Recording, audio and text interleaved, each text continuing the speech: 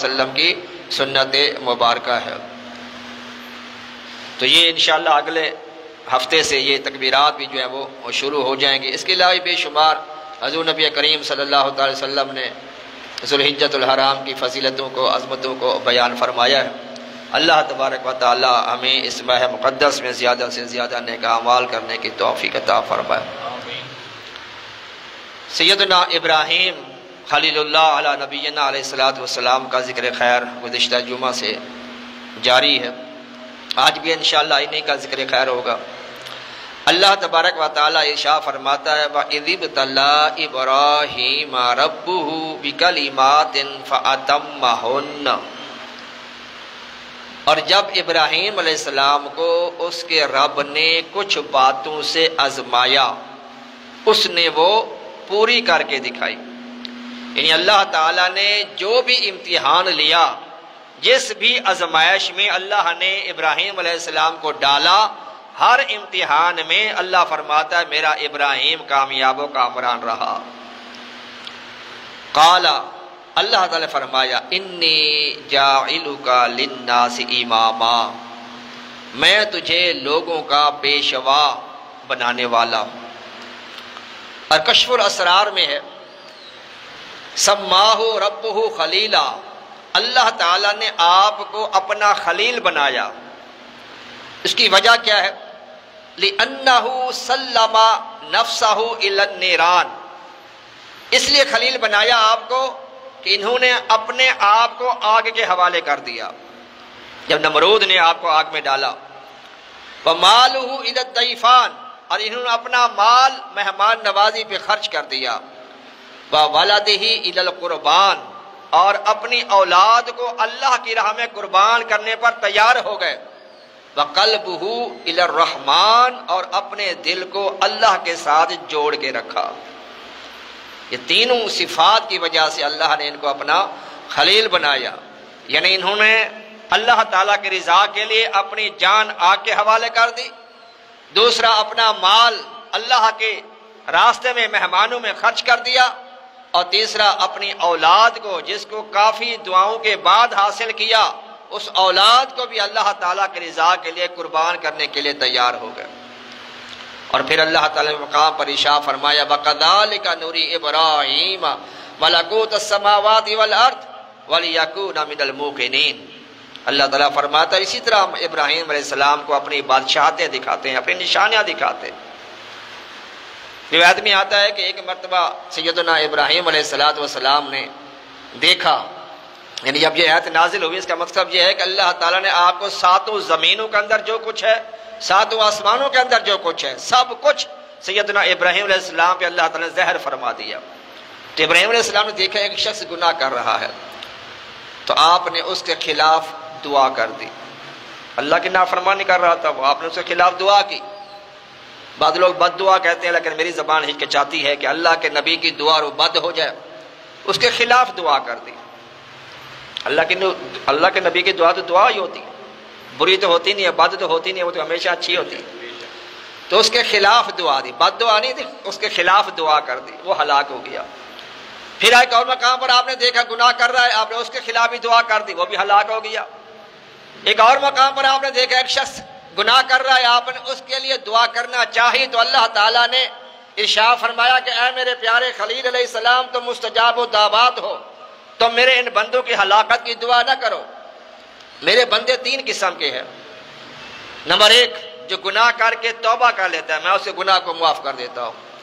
دوسرا وہ لوگ جو گناہ کریں گے مگر ان کی اولاد نیک ہوگی، میری تسبیح بیان کرے گی، میری حمد بیان کرے گی اور صدقہ خیرات کرے گی، تو اس کی اولاد کے صدقے میں ان کے گناہوں کو معاف کر دوں گا۔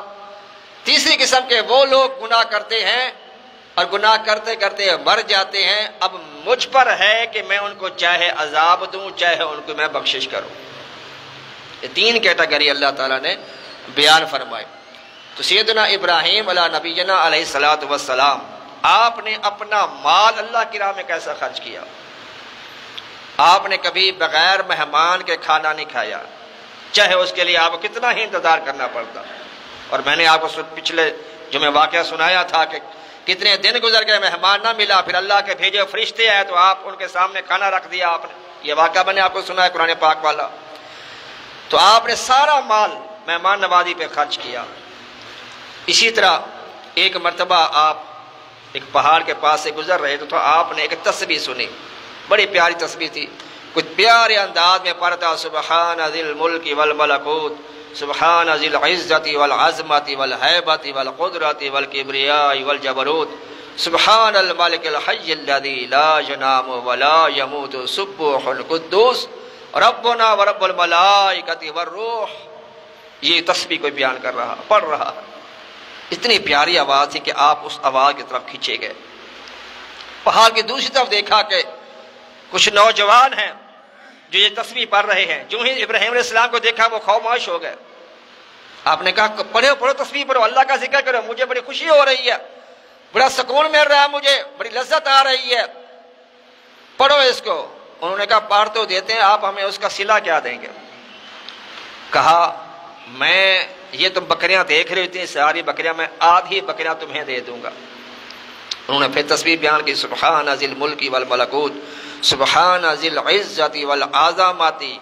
لوگ عظمت پڑھتے ہیں، یہ عظمت نہیں ہے، زوا کی بھی زبر ہے. والعظمت والہیبت والقدرت والکبریاء والجبروت، سبحان الملک الحی الذی لا ینام ولا یموت سبوح قدوس ربنا ورب الملائکۃ والروح. تو انہوں نے تسبیح پڑھی، پھر خاموش ہو گئے. آپ نے فرمایا پھر پڑھو. انہوں نے کہا آپ کیا دیں گے؟ فرمایا باقی جو آدھی بکریاں وہ بھی دے دوں گا. انہوں نے پھر تسبیح بیان کی، پھر خاموش ہو گئے. آپ نے فرمایا اللہ کی تسبیح پھر پڑھو. انہوں نے کہا اب تو آپ کے پاس بکریاں بھی نہیں ہے، مال بھی نہیں ہے، تو آپ کیا ہمیں دیں گے؟ تو سیدنا ابراہیم علیہ السلام نے فرمایا کہ آپ اتنے حسین و جمیل نوجوان ہیں، کہاں بکریاں چراتے پھریں گے، مجھے اللہ کی تسبیح سناؤ، میں تمہاری بکری چرا دیا کروں گا. سبحان اللہ. تو پھر فرشتے نے کہا کہ ہم انسان نہیں بلکہ اللہ کے بھیجے ہوئے فرشتے ہیں جو آپ کا امتحان لینے آئے تھے کہ آپ کو اللہ سے کتنی محبت ہے، اللہ کے ذکر سے کتنی محبت ہے. آپ نے سارا مال، ساری بکریاں اللہ کا ذکر سننے کے لیے صرف اور خرچ کر دیا. یہ ہے سیدنا ابراہیم علیہ نبی جنا علیہ الصلوۃ والسلام. ایک مرتبہ اور پھر اللہ کی رضا کے لیے ان کو آگ میں ڈالا گیا. بے خطر کود پڑا آتش نمرود میں عشق، عقل تھی محو تماشائے لبے بام ابھی. آپ کی عقل نے کہا ابراہیم آگ میں جا رہے ہو، جل جاؤ گے. عشق نے کہا جل جاتا ہوں، جل جاؤں، میرا محبوب میرا رب اسی پر راضی اور خوش ہے. اور بے خطر کود پڑا آتش نمرود میں عشق، وہ عشق تھا جو آپ کو آگ کے حوالے کر دیا. وسیلہ کیا ملا؟ اللہ نے فرمایا آگ سے یا نار کونی برداً وسلاما علی ابراہیم، اے آگ یا نار کونی ہو جا بردا ٹھنڈی، وسلاما اور سلامتی والی، علی ابراہیم میرے ابراہیم پر. مفسرین فرماتے ہیں اللہ یہ فرما دیتا صرف کہ اے آگ ٹھنڈی ہو جا، ہو سکتا ہے کہ اتنی زیادہ ٹھنڈی ہو جاتی جس سے زیادہ ٹھنڈک، زیادہ سردی ابراہیم علیہ السلام کو نقصان پہنچا سکتی. زیادہ سردی بھی انسان برداشت نہیں کرتا، بلکہ جہنم کے اندر ایک عذاب سخت سردی کا بھی ہے. ایسی سخت ٹھنڈ ہوگی، ایسی سخت سردی ہوگی وہاں پر جہاں پر انسان کو عذاب دیا جائے گا جہنم میں کہ انسان کے جسم کے ٹکڑے ٹکڑے ہو جائیں گے، جسم پھٹ جائے گا انسان کا. تو اللہ نے اس لیے فرمایا یا نارو کونی برداً وسلاما، اے آگ ٹھنڈی والی ہو جا، لیکن اتنی زیادہ ٹھنڈی والی نہیں کہ میرے ابراہیم پہ تکلیف ہو. فرمایا ٹھنڈی بھی ہو جا اور سلامتی والی بھی ہو جا. اور پھر آپ ابراہیم علیہ السلام 40 دن یا 50 دن اس آگ کے اندر رہے جو گل و گلزار بن گئی.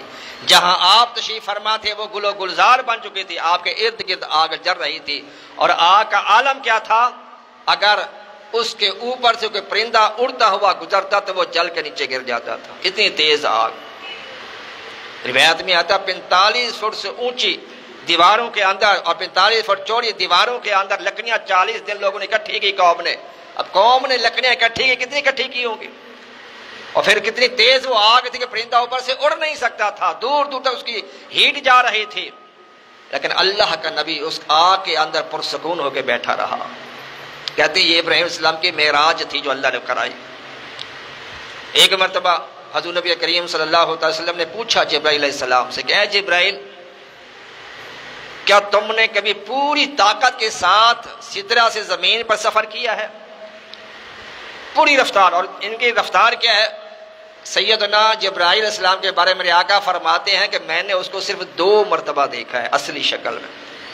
میرے آقا نے جبرائیل کو صرف 2 مرتبہ اس کی اصلی شکل میں دیکھا ہے، باقی وہ انسانی شکل میں آتے تھے. حضرت دحیہ کلبی ایک صحابی رسول ہیں جنہوں نے 60 بچیوں کو زندہ دفن کیا تھا اسلام قبول کرنے سے پہلے، لیکن جب اسلام قبول کیا ایسی پکی سچی توبہ کی، اللہ تعالیٰ نے فرمایا کہ اے جبرائیل اب جب بھی میرے محبوب کے پاس جاؤ تو دحیہ کلبی کی شکل بنا کے جایا کرو. تو صحابی کی شکل میں آپ آیا کرتے تھے جبرائیل علیہ السلام. تو میرے آقا نے پوچھا کہ اے جبرائیل، اور میرے آقا فرماتے جبرائیل کے 600 پر ہیں. کتنے پر جی؟ 600 پر ہیں. فرمایا ایک پر مشرق میں ہے تو ایک پر مغرب میں ہے، پاؤں زمین پہ ہے تو سر آسمان کو چھوتا ہے. تو باقی پروں کا عالم کیا ہوگا؟ پھر اس کی رفتار کا عالم کیا ہوگا؟ اس کی طاقت کا عالم کیا ہوگا؟ اور تو یہ تو پھر وہ فرشتہ ہے کہ جو معراج کی رات میرے آقا کے قدموں کو بوسے دے رہا ہے.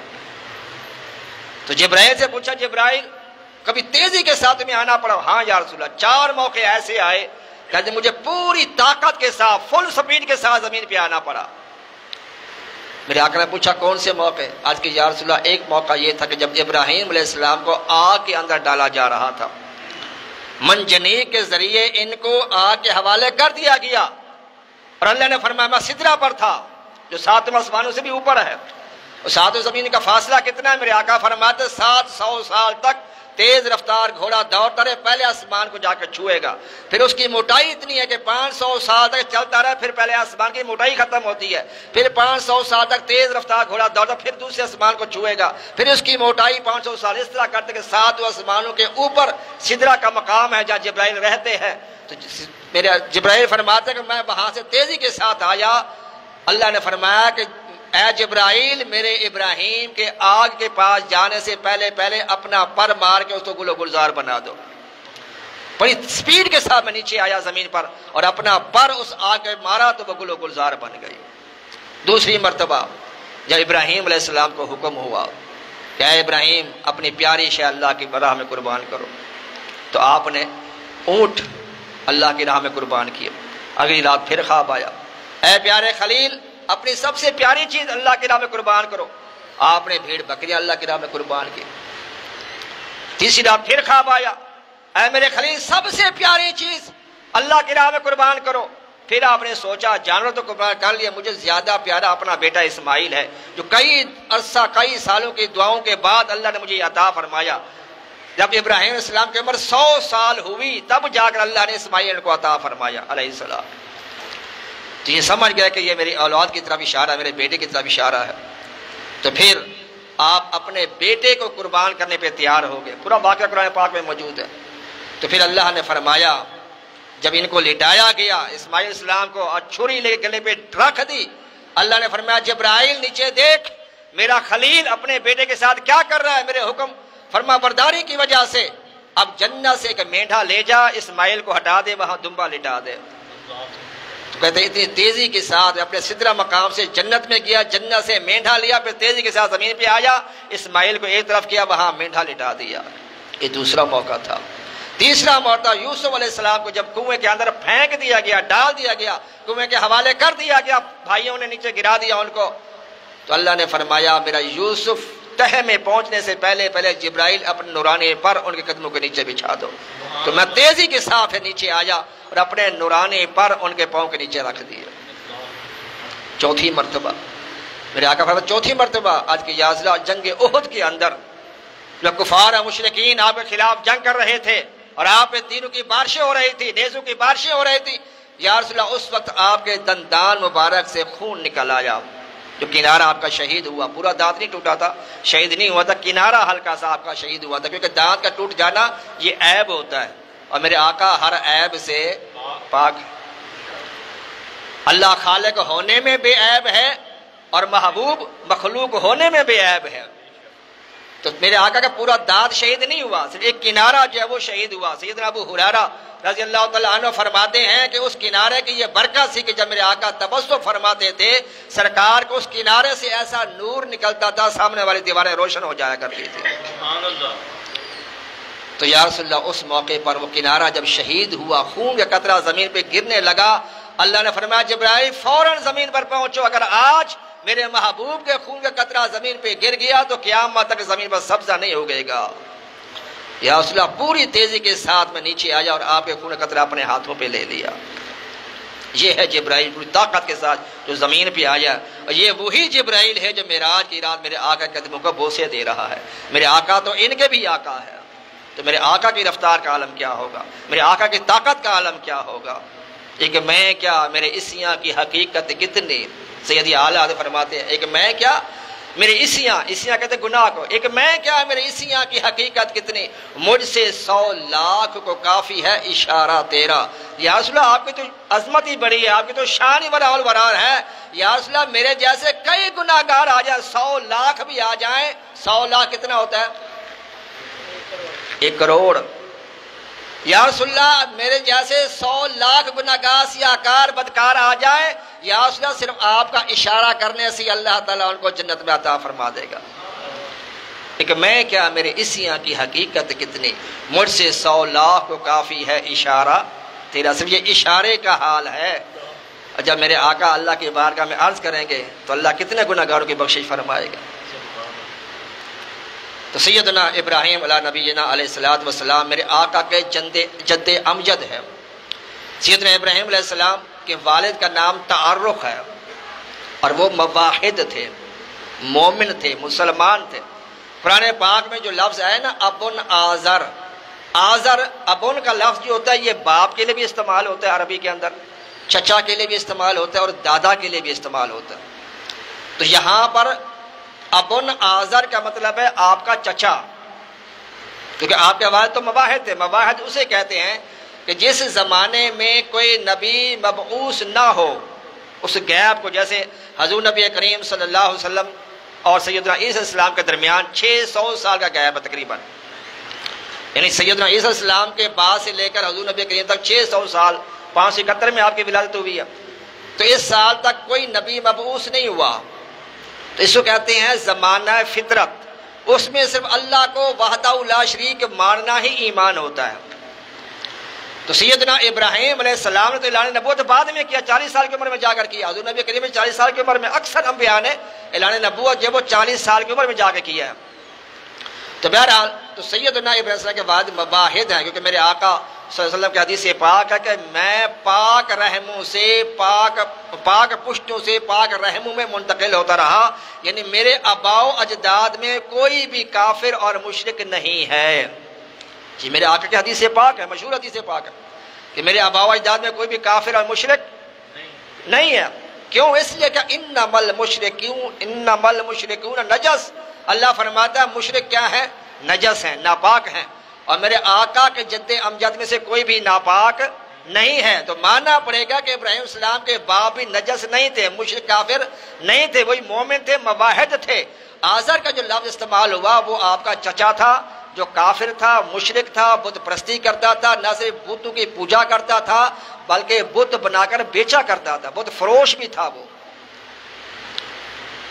اور پھر آپ نے اس کو سمجھایا بھی، لیکن وہ بتوں سے باز نہ آیا۔ آپ جس قوم میں سیدنا ابراہیم السلام تشریف لائے وہ قوم کئی طرح کے شرک کرتی تھی۔ کچھ لوگ ایسے تھے کہ جو صرف بتوں کی پوجا کرتے تھے، ان کو خدا سمجھتے تھے۔ کچھ قوم کے لوگ ایسے تھے کہ جو سورج کی پوجا کرتے تھے۔ کچھ لوگ ایسے تھے کہ جو چاند کی پوجا کرتے تھے، اسے خدا سمجھتے تھے۔ کوئی تاروں کی پوجا کرتا تھا، کوئی آگ کی پوجا کرتا تھا، یعنی وہ سارے شرک میں مختلف بٹے ہوئے تھے۔ لیکن ابراہیم علیہ السلام نے سب کو اللہ وحدہ لا شریک کی طرف بلایا۔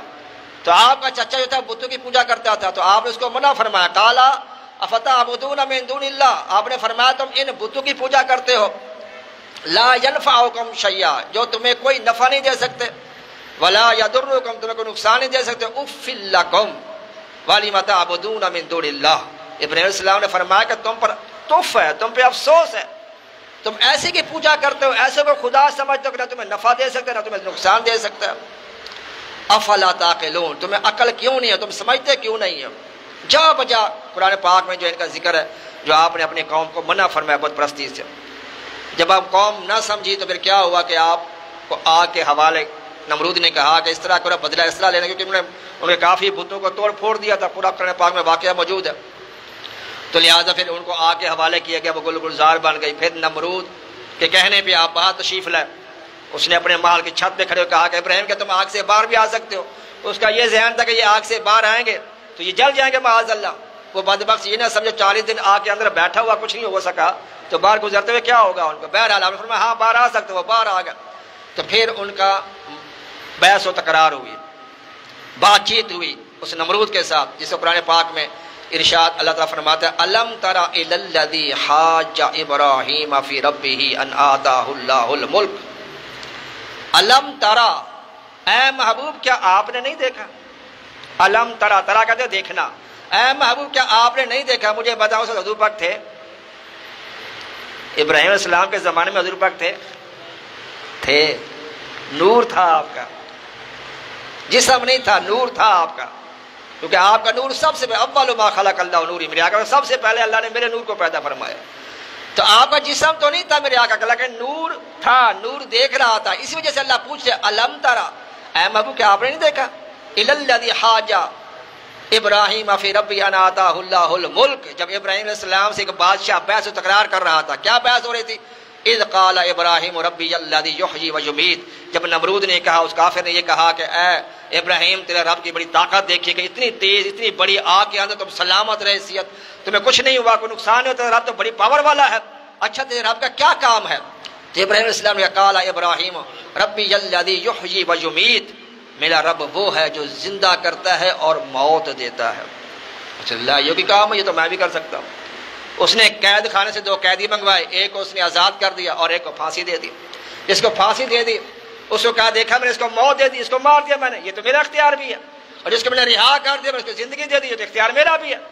تو ابراہیم علیہ السلام کا بڑا بے وقوف ہے، اسی کو موت کا یاد سمجھ بیٹھا۔ پھر انہوں نے ایک اور بات کی، سیدنا ابراہیم علیہ السلام نے قالا ابراہیم علیہ السلام نے کہا فَإِنَّ اللَّهَ يَأْتِي بِالشَّمْسِ مِنَ الْمَشْرِقِ فَأْتِ بِهَا مِنَ الْمَغْرِبِ، میرا رب وہ ہے جو سورج کو مشرق سے لاتا ہے تو مغرب سے لا کے دکھا، میرا رب وہ ہے جو سورج کو مشرق سے لاتا ہے، طلوع کرتا ہے، نکالتا ہے، تو مغرب سے نکال کے دکھا۔ فَبُهِتَ الَّذِي كَفَرَ، اب یہ بات سن کے وہ مبہوت رہ گیا، اب اس کو کوئی ہوش نہ رہا کہ میں اس کا کیا جواب دوں۔ اور پھر ایک مرتبہ روایت میں آتا ہے کہ سیدنا ابراہیم السلام نے اللہ تعالیٰ سے عرض کیا یا رب العزت، اس وقت تو میں نے کہہ دیا کہ میرا رب ایسا ہے کہ جو سورج کو مشرق سے نکالتا تو مغرب سے نکال کے دے، اگر وہی سوال یہ مجھ سے کر دیتا پھر میں کیا کرتا، اگر وہ مجھ سے کہتا اچھا تیرا رب اتنی پاور والا ہے چلو اپنے رب کو کہے کہ سورج کو مغرب سے نکال کے دکھائے، تو میں کیا کرتا؟ تو اللہ تعالیٰ نے فرمایا ابراہیم کہنا تیرا کام تھا، نکالنا ہمارا کام تھا، اور اے پیارے خلیل تیری اولاد میں سے میرا محبوب آئے گا اور سورج کو مغرب سے واپس لا کے دکھائے گا، اور مقام صحابہ کا جنگ خیبر کے بعد مقام صحابہ پر مولا علی مشرق شاہ کے عصر کی نماز رہ گئی تھی، سورج ڈوب چکا تھا، سورج غروب ہو چکا تھا، اور روایتوں میں آتا ہے سورج کا رنگ زرد کیوں پڑ جاتا ہے، دیکھا کبھی غور سے آپ نے؟ کہتے ہیں اس لیے زرد پڑتا ہے کہ وہ اللہ کی بارگاہ میں سجدہ ریز ہونے والا ہوتا ہے، اللہ تعالیٰ کے خوف کی وجہ سے سورج کا رنگ جب وہ زرد پڑ جاتا ہے اور 4 لاکھ فرشتے اس کو کھینچ کے لے کے جاتے ہیں، وہ تو اس کا رنگ اس لیے زرد پڑ جاتا ہے، مولا علی کا رنگ بھی زرد پڑ جاتا ہے نماز کا جو وقت ہوتا ہے۔ لوگ کہتے ہیں کہ آپ اتنے بہادر ہیں، شجاع ہیں، اور آپ جب نماز کا وقت ہوتا ہے اتنے آپ کمزور ہو جاتے ہیں اور آپ کا جو ہے وہ زردی چھا جاتی ہے، زرد چہرہ ہو جاتا ہے۔ کہا تمہیں نہیں پتا کہ اس احکم الحاکمین کی بارگاہ میں کھڑے ہونے کا وقت آ گیا ہے؟ تو سورج بھی اس وقت اللہ کے خوف سے اتنا اس کا رنگ زرد پڑ جاتا ہے، اللہ کے بارگاہ میں سجدہ ریز ہونا ہوتا ہے۔ اب مجھے بتائیں جب وہ اللہ کی بارگاہ میں سجدہ کر رہا ہوگا تو اللہ نے یہ کہا نہیں ہوگا کہ اے سورج تیرا سجدہ قضا ہوتا ہے ہو جائے، علی کا سجدہ قضا نہیں ہونا چاہیے۔ دوبارہ میرے آقا کے اشارہ کرنے پر ڈوبا ہوا سورج مغرب سے واپس عصر کے مقام پر آ گیا، اور یہ قیامت کی نشانی ہے۔ میرے آقا فرماتے ہیں قیامت کی ایک نشانی ہے کہ سورج کہاں سے نکلے گا؟ مشرق کی بجائے مغرب سے نکلے گا، اور پھر ظہر کے مقام پر آ کر وہ ٹھہر جائے گا، اس کے بعد پھر واپس وہ غروب ہو جائے گا، پھر اگلے دن وہ صبح کے ٹائم جو وہ طلوع ہوگا مشرق سے۔ تو میرے آقا صلی اللہ علیہ وسلم نے یہ کام بھی کر کے دکھا دیا کہ سورج کو مغرب سے نکال کے دکھا دیا، پھر بھی ہم اپنے نبی کو خدا نہیں سمجھتے۔ حالانکہ وہاں پر دلیل کس کی تھی؟ ربوبیت کی دلیل بنی ہوئی تھی کہ اگر تو رب ہے تو مشرق کے بجائے مغرب سے نکال کے دکھا۔ میرے آقا نے پھر بھی سورج کو مغرب سے نکال کے دکھا دیا، اس کے باوجود ہم اپنے نبی کو رب، اپنے نبی کو خدا نہیں مانتے، الہ نہیں مانتے، لیکن رب سے جدا بھی نہیں مانتے۔ جب رب نے خود نہیں جدا کیا تو ہم اور آپ کون ہیں جدا کرنے والے؟ جب لا الہ الا اللہ، اللہ کے فوراً بعد محمد رسول اللہ ہے، تو میں اور آپ کون جدا کر سکتے ہیں؟ وہ خالق ہے، یہ مخلوق ہے، وہ محب ہے، یہ محبوب ہے۔ تو سیدنا ابراہیم علیہ السلام کی بڑی شان ہے، ان کا بڑا مقام ہے، ان کا بڑا مرتبہ ہے، انشاءاللہ ان کا ذکر ہوتا رہے گا۔ اللہ تبارک و تعالیٰ ان کے نقش قدم پر چلنے کی توفیق عطا فرمائے۔ وما علیہ الا البلاغ، سنت عطا۔